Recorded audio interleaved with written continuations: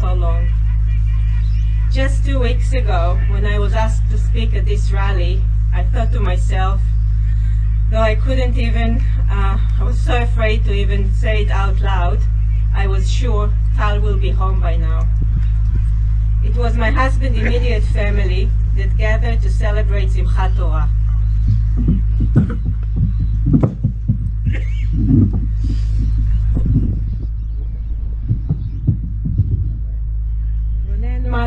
Ronen's mother, Ruth, who lived just a couple of houses down the road, his sister Sharon, and her daughter Noam, Adi, Avshel and Shoshan's daughter, her husband Tal, their children, Nove and Yahel.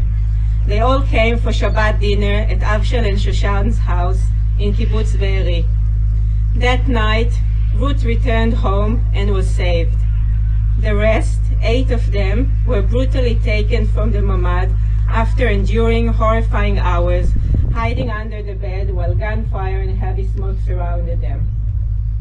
It took days before we learned that Avshel was murdered on October 7, along with Lilach, Shoshan's sister, and her husband Evyatar, who lived just a few houses away.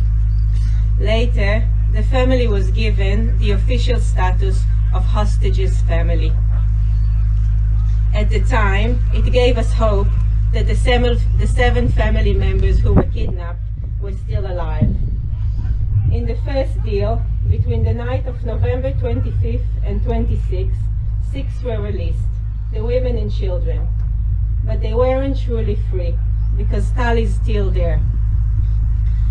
Tal was held separately, and only when Adi was released, she was told that Tal was still there. The story is not over. The nightmare continues. The children know what he is going through because they've been there. They cannot be fooled. They want their father back, and you can see the fear in their eyes. Just a few kilometers from the border of the sovereign state of Israel, scenes that we've only seen from Holocaust testimonies are unfolding right now before our eyes. Tal is part of the current deal, classified under the wounded and sick.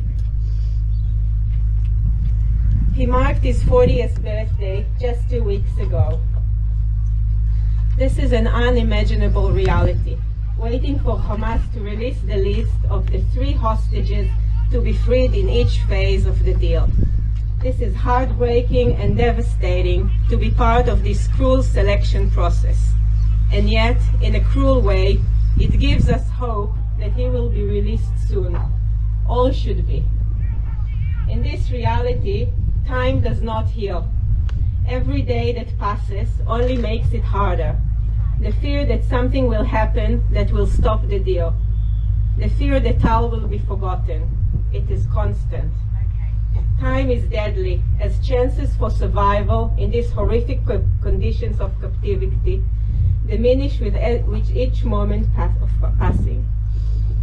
I hold on to hope that everyone in Israel and in the broader Jewish communities is praying for the release of all the hostages while keeping Israel safe. There is no naivety here. We all experience firsthand the deadly consequences of Hamas terror and are a victim of it. I hope we can all unite behind the goal of bringing every single hostage home and then finishing the war with Hamas, regardless of our political views.